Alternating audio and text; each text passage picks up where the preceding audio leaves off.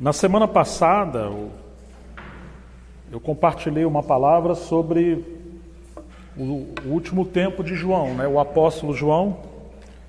E o Fabrício deve postar no nosso canal no Senhor, né? Então a gente fez um panorama, né, do final do primeiro século, João exilado na ilha de Patmos, debaixo de muito sofrimento por causa do testemunho do Senhor e da palavra de Deus, o testemunho de Jesus e a palavra de Deus. E a gente fez também um apanhado de como que aqueles que serviram o Senhor, eles viveram uma vida de total sofrimento, oposição, às vezes isolamento, solitários, e o quanto isso reflete a batalha de Satanás contra o testemunho do Senhor.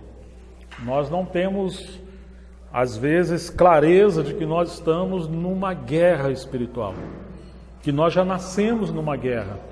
Nós vimos várias passagens no livro do Apocalipse, aquele capítulo 12, quando aquela mulher está gemendo, gritando para dar à luz um filho, e o dragão se coloca diante dela para poder tragar o filho.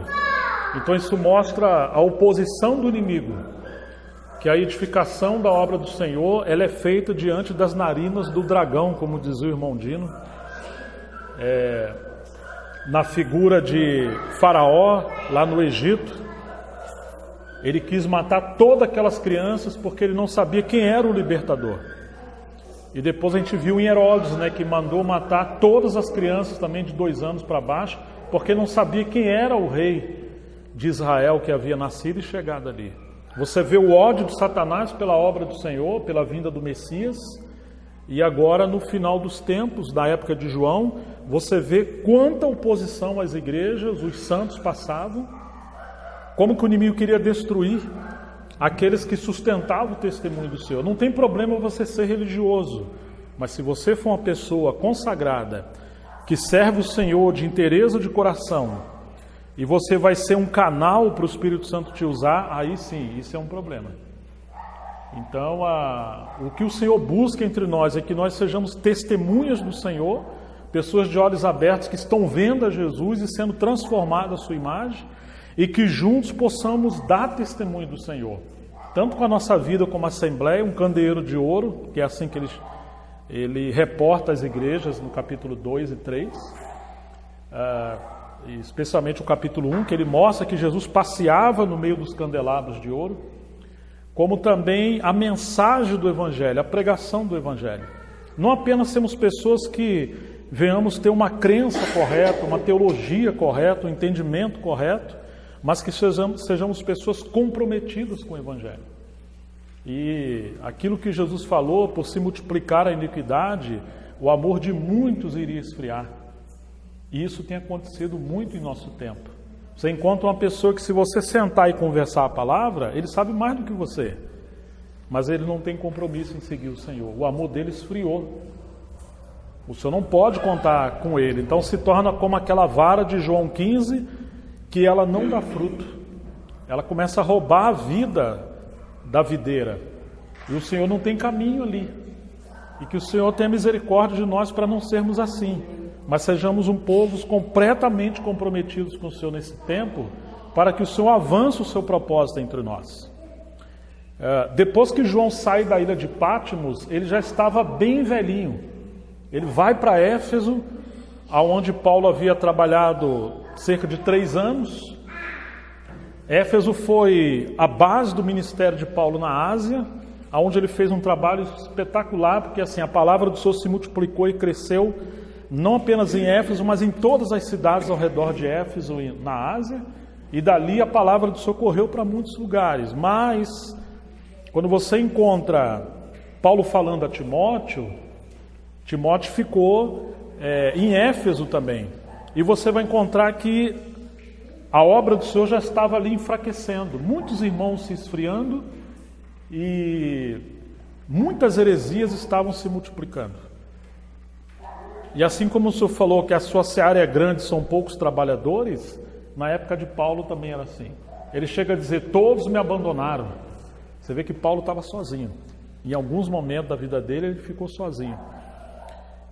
Então, assim, de Paulo, o seu período do ápice do seu ministério em Éfeso, até João, o apóstolo, como escreveu a igreja em Éfeso, o Senhor, na verdade, fala a palavra e João recebe o que o Senhor falou e escreve. São cerca de 30 anos que passaram entre Paulo e João. Em cerca de 30 anos, aquele testemunho tão forte com Paulo, ele agora se torna reduzido, tanto que no capítulo 2, o Senhor falando à igreja em Éfeso, ele diz que louvava que a igreja tinha guardado a tradição dos apóstolos, mas que o Senhor tinha algo contra ela. O que o Senhor tinha algo contra a igreja em Éfeso? Você lembra? O que eles haviam feito que o Senhor tinha algo contra eles? O que foi? Eles haviam abandonado o primeiro amor. Já imaginou? Então, assim, eles se esfriaram na fé e eles estavam ali, vamos dizer, com uma ortodoxia, uma liturgia, uma prática aparentemente correta, superficialmente correta, mas em realidade espiritual eles estavam frios. E você vê a apostasia crescendo, né? Na igreja de Tiatira, em Sardes, uma mistura com o mundo. Então você encontra que aquelas 7 igrejas da Ásia, elas representam o cenário de como seria também os demais séculos. Aquelas cartas são literais, aquelas igrejas são históricas, literais, mas as cartas e a situação também são proféticas, que representam tempos do que ia acontecer. Especialmente as 4 últimas cartas mostram o cenário que o Senhor ia encontrar quando ele voltasse.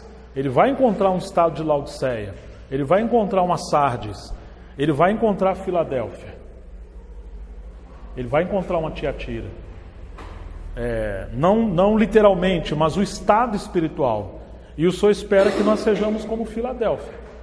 Embora ter pouca força, sermos fracos, mas sermos pessoas que amam o Senhor, guardam a sua palavra, não negam o seu nome. Então nós precisamos nesses dias ser muito encorajados com a graça do Senhor de perseverar até o fim, porque o final dos tempos são um tempo de muita adversidade. Eu sempre fico muito impressionado porque os apóstolos já morreram e agora João está muito velhinho. Alguns historiadores contam que o final da vida dele, ele às vezes simplesmente falava: amai-vos uns aos outros. Filhinhos, amai-vos uns aos outros. Ele estava muito enfraquecido. Provavelmente entre 90 e 95 anos, quase 100 anos, João está muito enfraquecido. Mas ainda assim ele está ali perseverando e encorajando ao Senhor. E eu sempre penso, o que falar se você soubesse que você está nos últimos dias da sua vida? O que você falaria aos seus filhos? O que você falaria aos seus amigos? O que você deixaria para uma geração que deveria prosseguir? Talvez a gente ia deixar um testamento assim, minuciosamente, cheio de informações, de métodos, um manual. João não fez isso. João, ele, como foi chamado, costurando redes, né? Enquanto Pedro lançava redes, e as redes da comunhão, da obra do Senhor, do testemunho do Senhor está rompido no final dos tempos, João está como costurando redes. E ele está chamando os seus filhos na fé, o povo de Deus na fé, a voltar. O chamado do Senhor no tempo do fim é para voltarmos àquele que é desde o princípio. Não é um caminho para uma coisa nova, um chamado para uma coisa nova. É o contrário. É um chamado para a gente deixar as inovações, deixar o que é contemporâneo, deixar essa coisa mistificada, esse, entre aspas, evangelho contemporâneo que anula a cruz de Cristo, anula o reino de Deus, para que os homens se sintam bem. As coisas estão misturadas com humanismo, com filosofia. E a proposta do Senhor através de João é que a gente volte àquele que é desde o princípio. O Evangelho de João, ele fala, no princípio era o verbo. E a primeira carta de João, ele fala, aquele que era desde o princípio. Ele começa a falar daquilo que viram e ouviram. Começa a falar do verbo de Deus. Então, ele está chamando as pessoas de volta ao Filho de Deus. A comunhão íntima com o Senhor e com a palavra de Deus e o amor uns pelos outros. É um tempo onde é possível ter uma teologia correta num coração de apostasia. Você já imaginou isso? É um tempo onde as pessoas podem estar praticando as coisas aparentemente corretas, mas o seu coração está morto, pobre de amor. As pessoas estão se autodefendendo, autopromovendo, mas elas não têm compromisso em seguir o Senhor. Elas estão seguindo movimentos, estão seguindo lideranças, estão seguindo tantas coisas, mas não conhecem o Senhor. Então, irmãos, que o Senhor tenha compaixão de nós, sabe? Você e eu, nós estamos numa tremenda guerra. E a gente precisa discernir isso. Quantas pessoas estão embaraçadas nesse tempo? Nós vamos ver algumas coisas que João falou rapidamente. Em 1 João, capítulo 2, versículo 19, João vai dizer assim, verso 18, perdão. 1 João 2, versículo 18. Filhinhos, já é a última hora. João quer que eles discernissem o tempo que eles estão vivendo. 1 João 2, 18. Então assim, você vai encontrar que Pedro, Paulo, eles alertavam a igreja como que seria o último tempo. Não seria um tempo muito fácil. Não vivam agora como se as coisas estivessem numa normalidade, tranquilidade. Não, as coisas estão anormais e num ambiente hostil de muita oposição. Filhinhos, já é a última hora. Se no final do primeiro século era a última hora, já se passaram cerca de 2.000 anos, que tempo que nós estamos agora, irmãos? Se lá era a última hora, e agora? Não podemos falar nem que são os últimos segundos, né? Não é verdade? Centésimos, milésimos de tempo. E como ouviste que vem o anticristo, então você vê que eles falavam sobre isso. No final do tempo, o anticristo vai vir.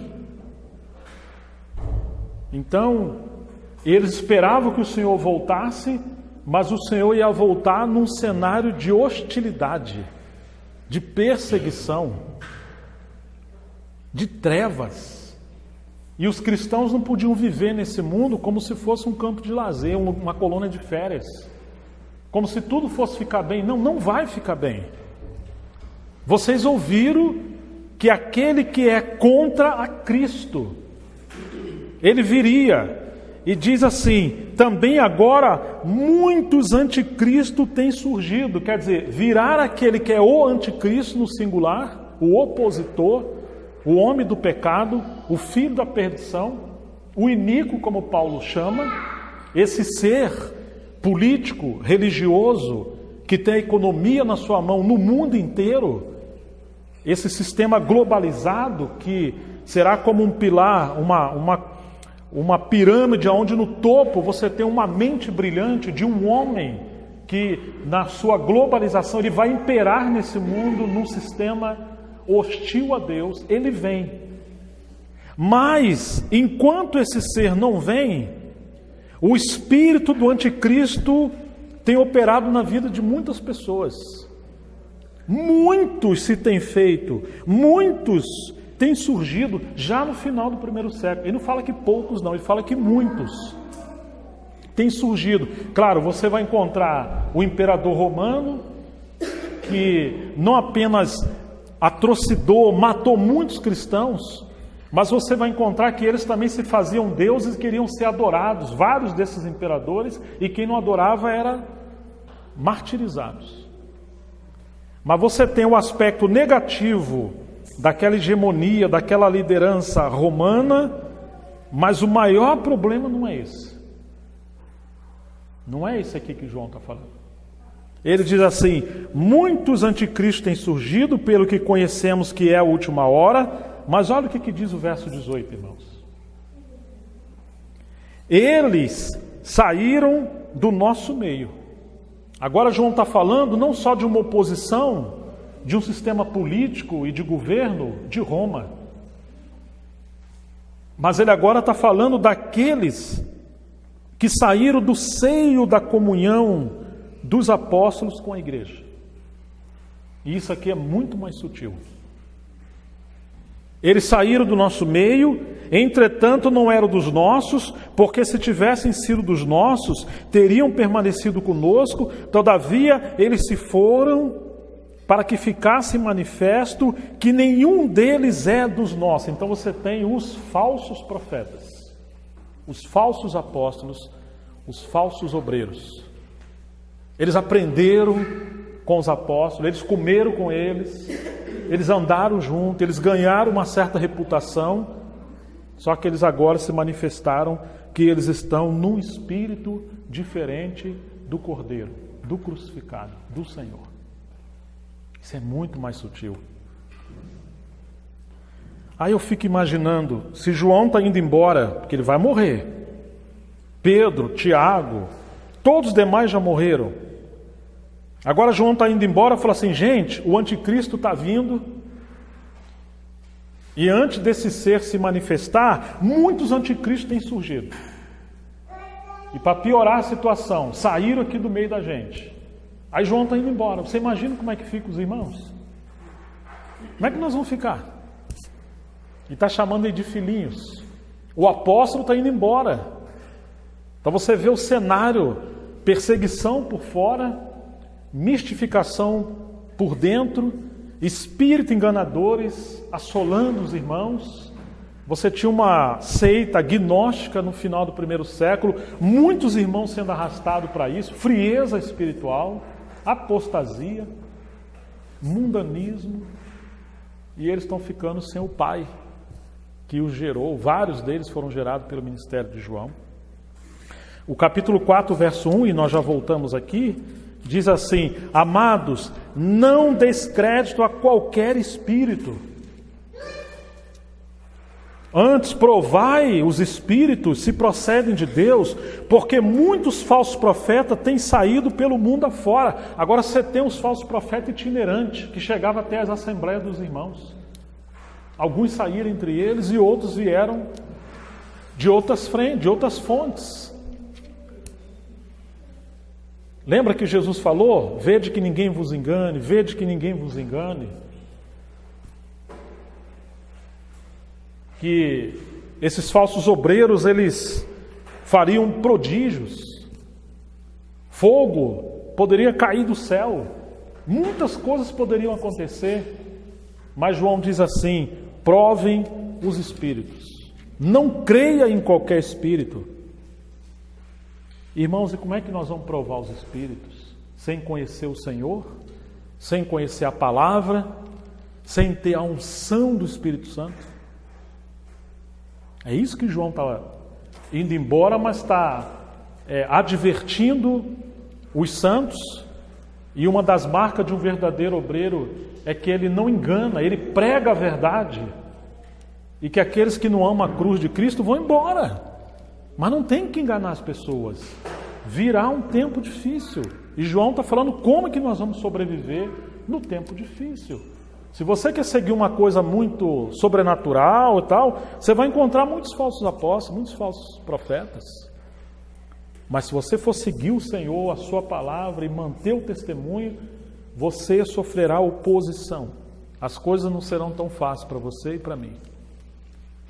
Mas esse é o meio do Senhor nos purificar e Ele ter um testemunho como a noiva do Senhor e a nova Jerusalém que vem adornada.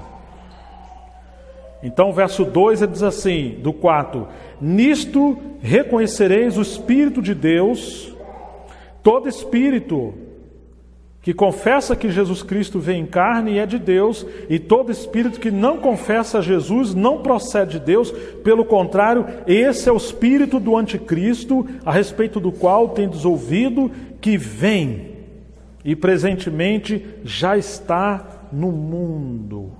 Filhinho, vós sois de Deus, e tendes vencido, agora ele não fala assim, o pecado, a morte, a depressão, não. Vocês são de Deus e tendes vencido os falsos profetas. Precisamos nos aprofundar na palavra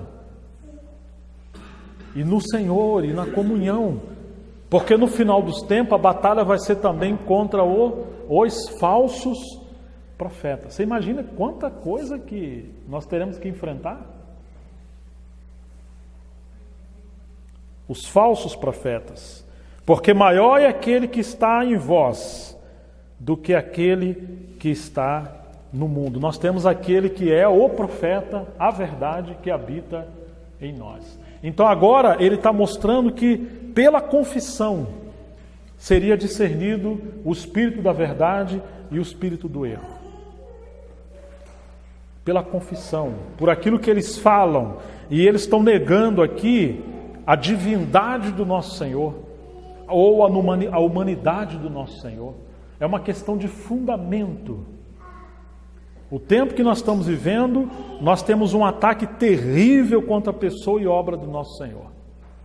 E um ataque terrível contra a verdade dos assuntos centrais da fé.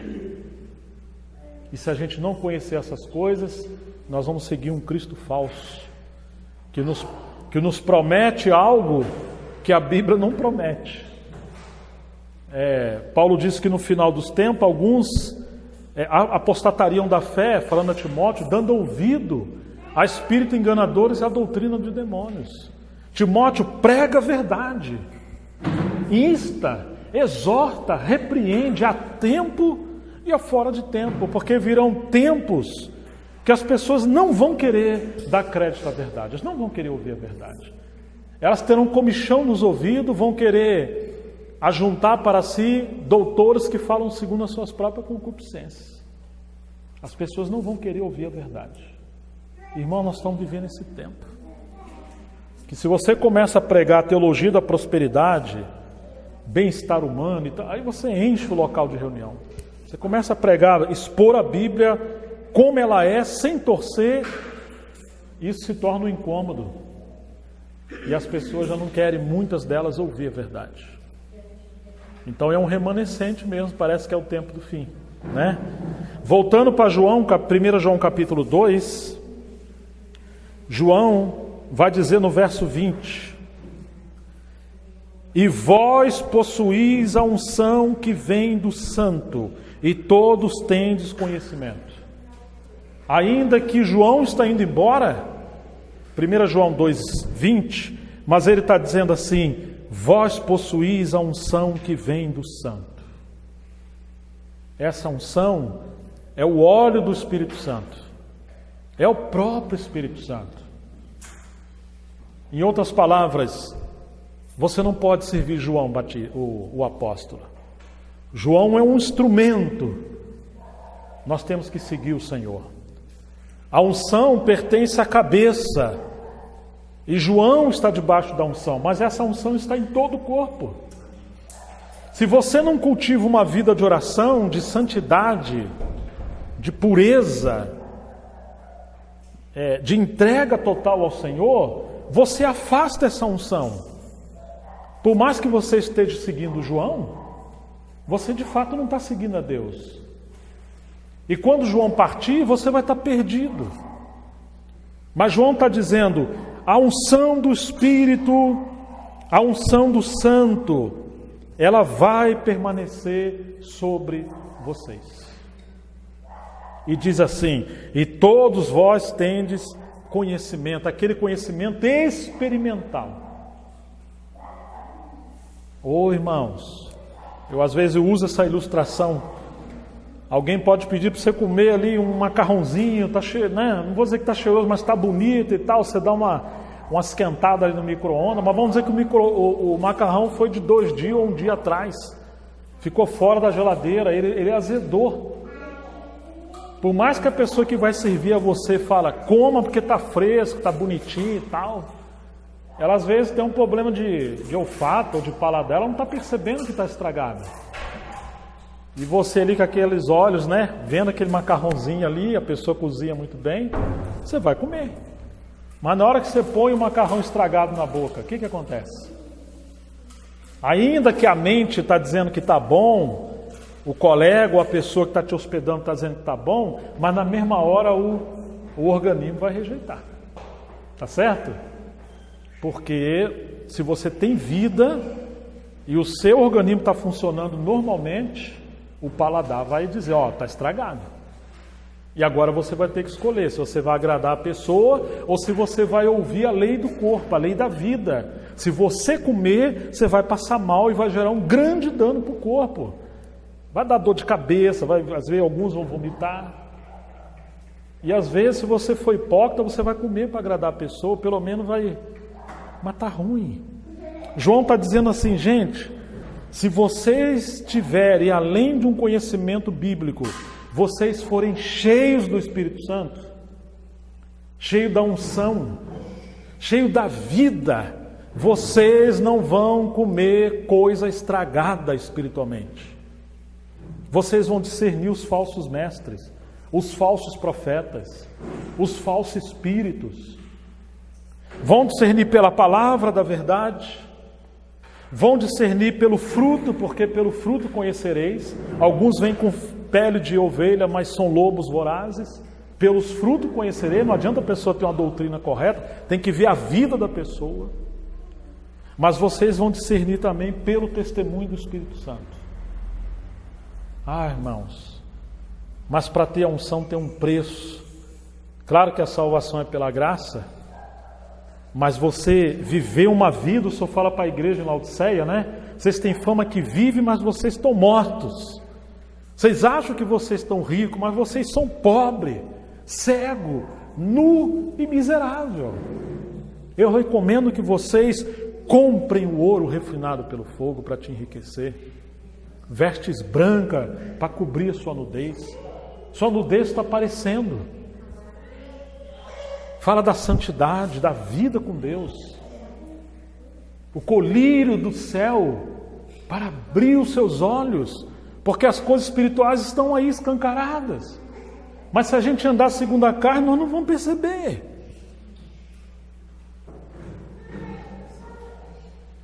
Né, irmãos? Então ele está dizendo, a unção que vem do santo. Se você é mundano, como é que a unção que é do santo vai estar em você?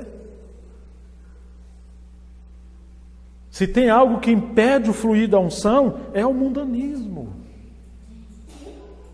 Nós não podemos viver como as demais pessoas vivem. Ainda que hoje muitas coisas se tornam comum para muitos cristãos, que muitas das vezes fica a dúvida se sequer nasceram de novo, porque um dos sintomas de alguém que nasceu de novo é que ele tem repulsa ao pecado. Ele pode até pecar, assim como uma criança se suja, mas ele se lava pelo banho da palavra e ele volta à comunhão com Deus. Mas hoje as pessoas estão vivendo uma vida totalmente envolvida com o pecado. E esse é um sintoma também dos últimos tempos. Então ele está dizendo, a unção que vem do santo, ela vai permanecer em vocês e todos vocês têm conhecimento. Devemos fazer essa pergunta para nós. Você sabe o que é unção? Às vezes não sabemos explicar o que é unção. Mas se você tem a unção, você sabe se você tem ou não. E você sabe também, quando você entristece o Espírito Santo, e você perde a alegria, como aquela pomba que veio sobre o Senhor, ela vai embora. O Espírito Santo é comparado a uma pomba. Você não pode viver uma vida de qualquer maneira, porque você pode espantar. Não que você perde a salvação, mas você perde essa unção, essa graça, esse revestimento. Então, queridos, Paulo diz, não entristeçais o Espírito. Depois ele fala, não apagueis o Espírito. Não deslugar ao diabo. Quantas vezes, irmãos, a gente troca a leitura da Bíblia pela televisão, troca o devocional pela cama com edredom. Você já deveria ter levantado, mas às vezes ama mais a cama do que a oração. Amamos mais a palavra do que outras literaturas. Amamos a diversão do que a intimidade com Deus. Somos mais amigos de homens do que amigos de Deus. Falamos mais aos homens do que a Deus. A Bíblia diz, entra no teu quarto, fecha a tua porta, ora o teu pai que te vê em secreto, o teu pai que te vê em secreto vai te recompensar. Raramente. Hoje é um tempo que muitos cristãos não têm um tempo de consagração, o a sós com Deus, como era um termo que a gente usava quando era novo convertido. Você já fez o seu a sós hoje? O seu devocional? Ô irmão, dá licença, eu vou ali no meu a sós ali. Era uma linguagem que lá no Rio de Janeiro a gente usava, né, na região dos lagos. Essa vida. Então, queridos, a unção, ele vai dizer mais abaixo, que ela nos ensina acerca de todas as coisas. Vamos seguir lendo. Verso 21, eu não vos escrevi porque não saibais a verdade. Será que João poderia falar isso de nós? Capítulo 2, verso 21. Você sabe a verdade? Você se aprofunda na verdade? Você memoriza a verdade? Você sabe quais são os assuntos centrais da fé? A verdade não é uma coisa abstrata. Por um lado ela é uma pessoa e por outro lado são as doutrinas acerca dessa pessoa. João está dizendo, vocês sabem a verdade. Irmãos, se nós não soubermos a verdade, nós estamos andando no engano. Ou seremos uma presa fácil aos predadores. Vocês sabem a verdade. E se eles sabiam a verdade, e João escreveu, o que dizer de nós, irmãos? O quanto nós precisamos parar e nos aprofundar na verdade.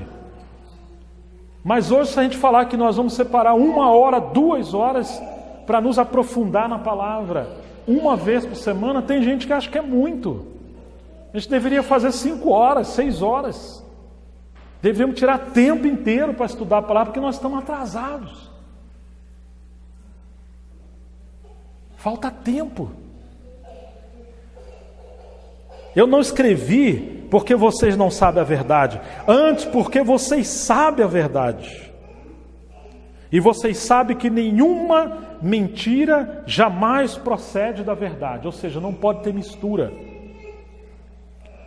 Quem é o mentiroso? Senão aquele que nega que Jesus é o Cristo. Este é o anticristo, o que nega o Pai e o Filho. Todo aquele que nega o Filho, esse não tem o Pai. Aquele que confessa o Filho tem igualmente o Pai.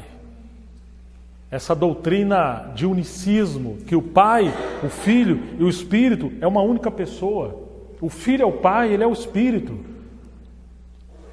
Esse misticismo, essa coisa misturada, desde o início de João, mas até hoje. Recentemente soubemos de uma localidade que um irmão está deixando a comunhão da igreja porque ele passou a crer no movimento pró-judaizante que prega que Jesus não é o Messias, Yehoshua e Amashia, que é o nome no hebraico, ao Messias que viria, esse é. Então todos aqueles que creram no Novo Testamento não são filhos de Deus, se foram batizados no nome de Jesus, também não é filho de Deus, porque foram agregadas muitas coisas ao Novo Testamento, pelo movimento católico e de outras seitas. Então você tem que ficar mais com o Velho Testamento e algumas palavras de Jesus. Mas nós temos que voltar às raízes judaicas. Irmãos, isso é uma coisa terrível. E se a gente não tiver aprofundado na palavra e cheio do Espírito Santo, nós também vamos nos perder com isso. É um espírito terrível. Versículo 24.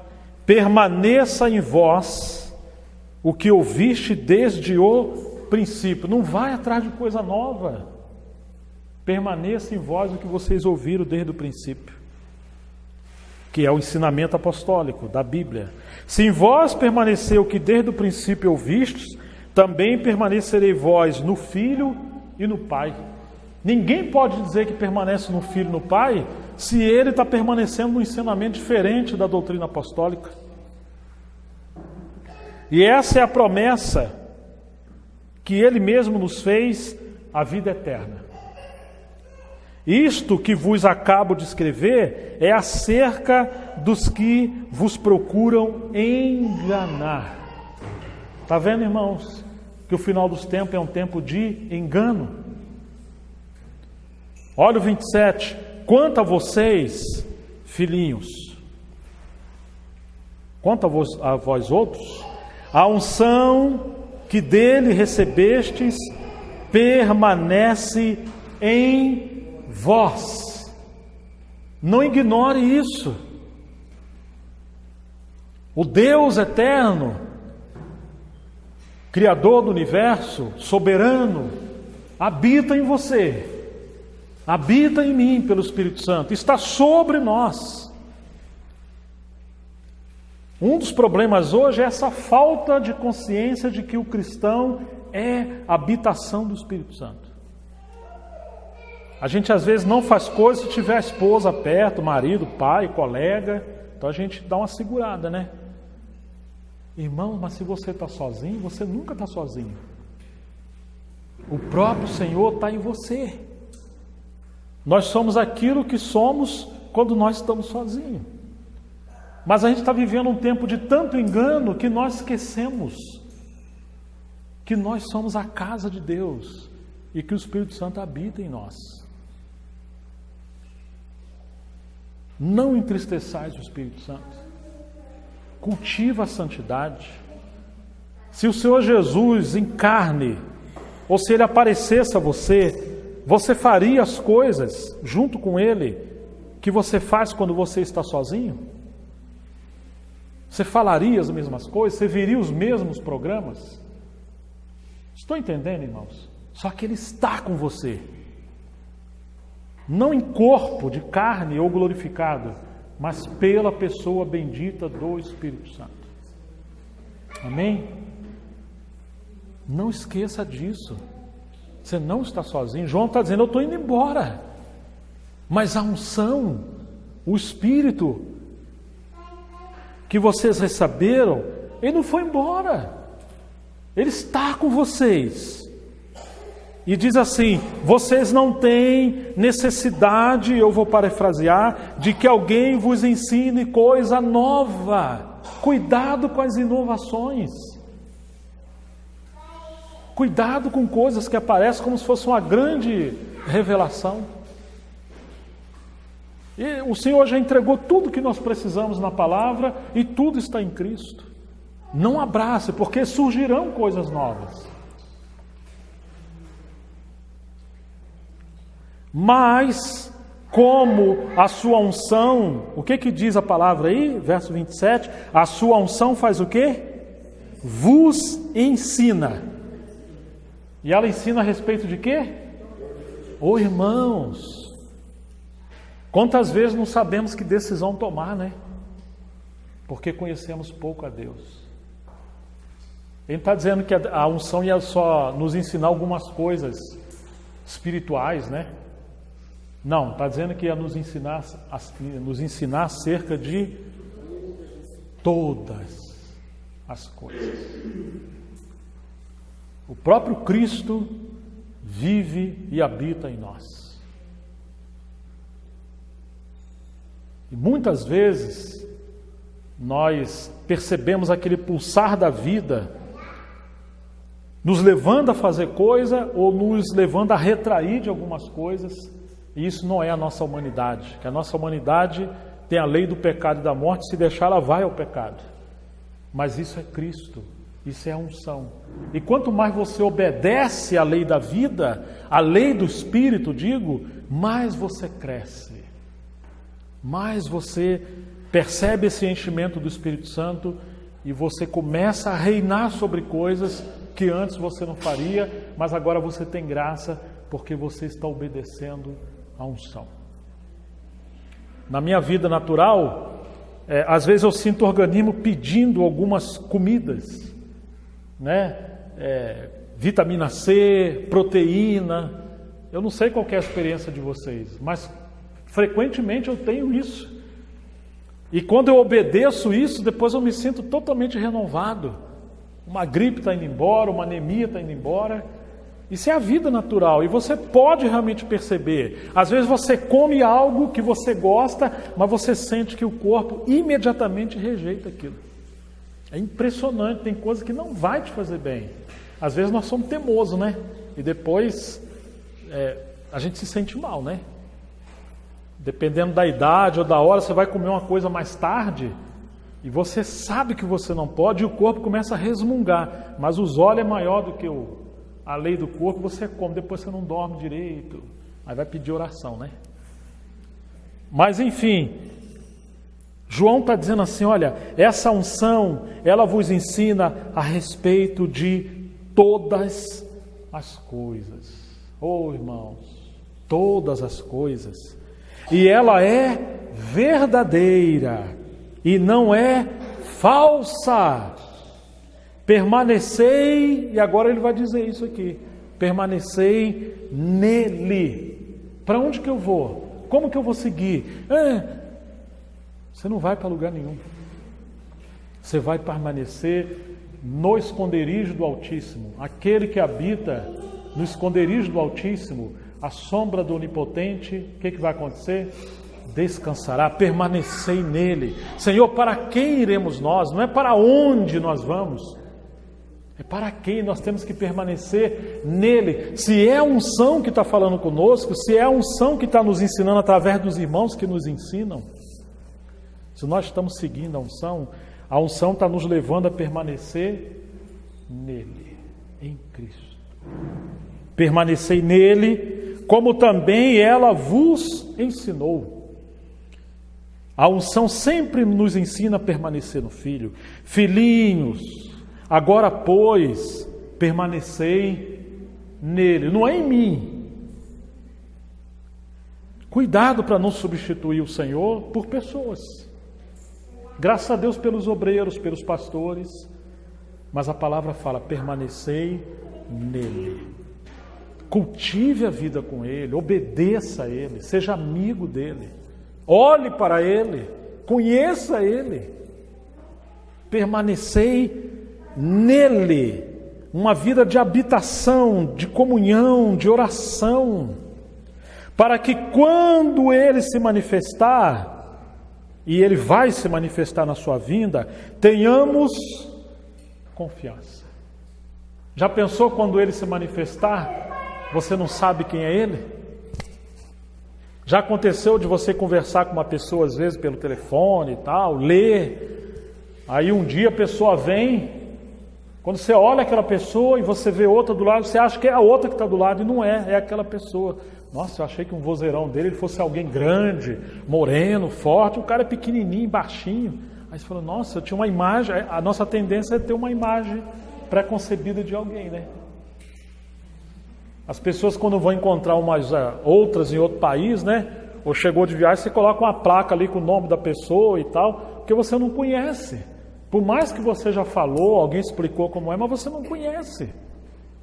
E aqui está dizendo assim, filhinhos, agora permanecei nele, para que quando ele se manifestar, tenhamos confiança, e dele não nos afastemos envergonhados na sua vinda. Quando ele voltar,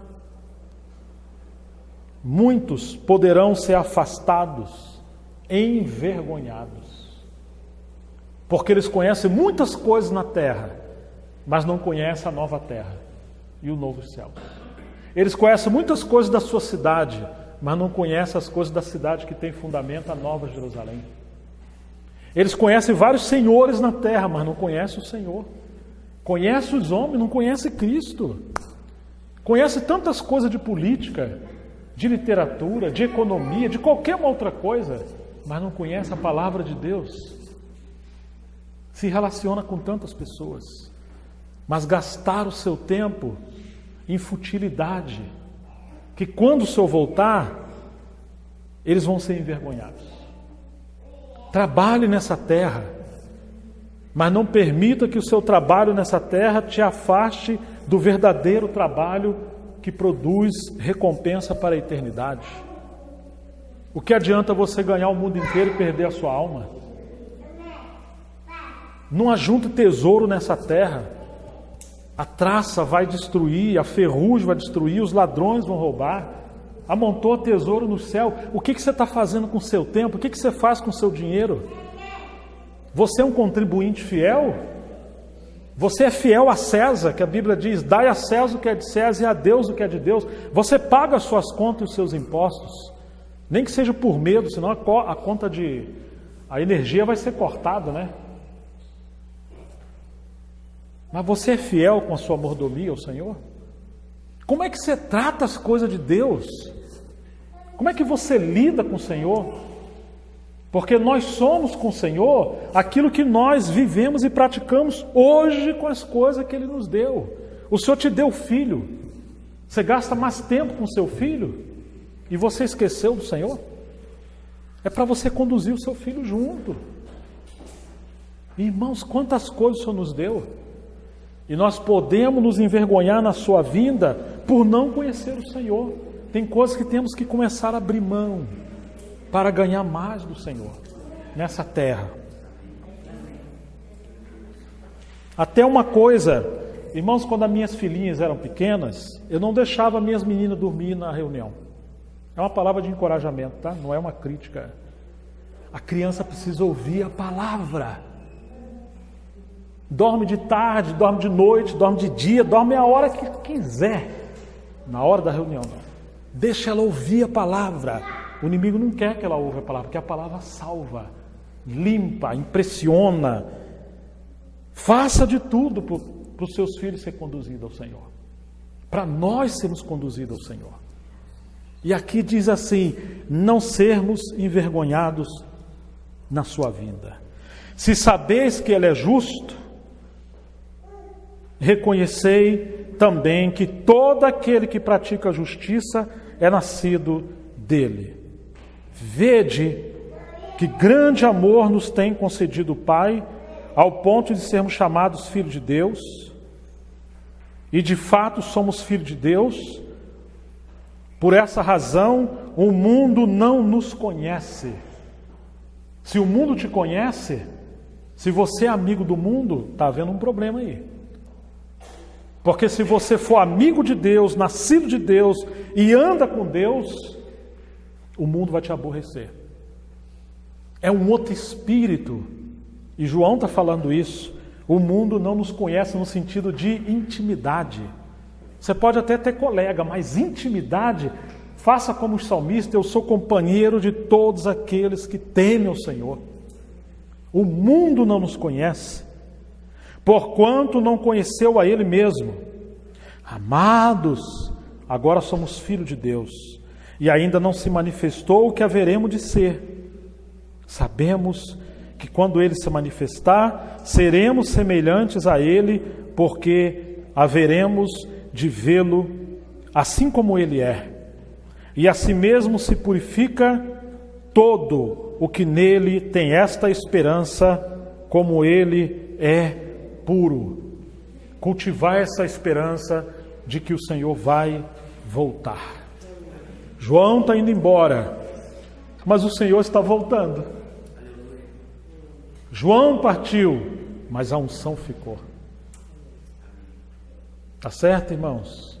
E ele agora fala que a gente tem que permanecer no amor, na verdade, na comunhão, cheio do Espírito Santo, trabalhando, sendo pessoas consagradas, sendo pessoas firmes no Evangelho. Trabalhemos enquanto é dia, porque virá a noite, o Senhor falou, quando nós não vamos poder trabalhar mais. Seja útil ao Senhor, seja zeloso às coisas do Senhor. E João está dizendo, o Senhor vai voltar. Então, queridos, que nesse tempo que nós estamos vivendo, que sabemos que o anticristo vem e que muito se tem feito o anticristo. É muito interessante, uma vez eu lembrava isso aos irmãos e termino aqui. As pessoas têm muita preocupação como é que é a marca da besta, né? Pode pôr um chip, a marca vai ser na testa, é 666. E deve ter uns 30 anos que alguém me perguntou, ô irmão Gerson, o que você acha? Vai ser um número na testa, vai na mão, no pulso? Como é que é o sinal da besta? Eu falei, meu querido, não sei te responder claramente, mas uma coisa eu sei. Que se hoje você não depende do Senhor, mas você depende do sistema, do dinheiro, para você viver sua vida, decidir se você vai ter um filho ou não vai ter um filho. Se você passar mal, se sente triste porque está faltando alguma coisa, você tem que ter uma diversão. A marca da besta já está no seu coração. Por quê? antes, na Bíblia é assim, antes das coisas acontecerem do lado de fora, elas acontecem primeiro do lado de dentro. Na lei dizia que aquele que deitar com a mulher do seu próximo adulterou. O Senhor falou: eu, porém, vos digo, quem no seu coração intentar contra a mulher do seu companheiro ou com a mulher do seu companheiro, ele já adulterou. Ou seja, o reino de Deus ou do maligno começa primeiro a partir do coração. As pessoas que não têm uma fé viva no Senhor hoje, as pessoas que dependem do sistema desse mundo, irmãos, quantas pessoas sem dormir, quantas pessoas em depressão, quantas pessoas estão sofrendo por uma coisa que nem veio. Porque o sistema desse mundo é assim. Em outras palavras, você já tem a marca da besta em você, lá no seu coração. Agora, se vai estar na testa ou não, isso não faz diferença. Porque você é escrava do sistema desse mundo. Então, hoje, nós temos cristãos que estão no espírito do anticristo.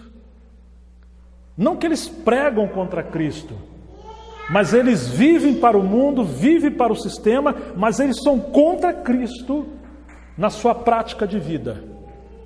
Estão me entendendo, irmãos? Ele tem tempo para tudo, menos para Cristo. Para Cristo tudo é difícil. Tudo que você vai fazer para o Senhor é difícil.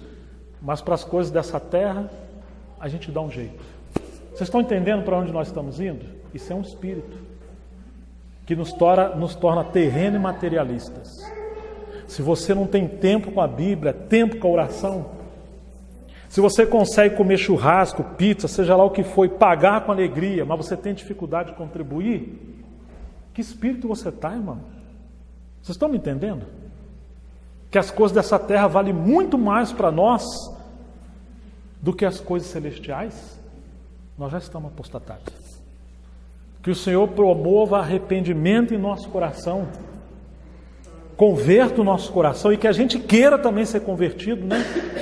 Que é para quando o Senhor voltar, nós sejamos achados com óleo na cabeça, ungidos, e como aquelas virgens que estão com óleo nas suas lâmpadas, esperando o Senhor, e não nos envergonhemos na sua vinda. Que sejamos cheios da unção do Senhor. Em nome de Jesus Cristo. Amém. Pai, no nome de Jesus, nós queremos te agradecer pela tua palavra, do apóstolo João, das tuas exortações, que o Senhor nos exorta porque nós somos filhos e o Senhor quer nos salvar do sistema desse mundo. Nós temos batalha por dentro e por fora, erros doutrinários, falsos profetas nesses dias, um sistema terrível. Ajuda-nos, Senhor, a ouvir a tua palavra, a querer ouvir a tua palavra, a nos converter, a nos arrepender e queremos ser salvos por Ti. Ajuda-nos a caminhar na perseverança dos santos, amar a Tua vinda, sermos vencedores nesse tempo. Senhor, também ajuda a consagrar a nossa vida, a nossa saúde, os talentos que o Senhor nos deu. Não deixa a gente usar os nossos dons naturais, espirituais, somente com as coisas desse mundo, mas que possamos também ser pessoas úteis na Tua casa. Ah, Senhor, é para a Tua glória que nós oramos, no nome de Jesus, que o Senhor realmente possa nos encher do Teu Espírito e possamos ter direção do Senhor, sabedoria do Senhor acerca de todas as coisas, porque nós não sabemos, mas o Espírito que habita em nós sabe, e nós queremos depender do Senhor. Em nome de Jesus Cristo, amém, Senhor, em nome de Jesus.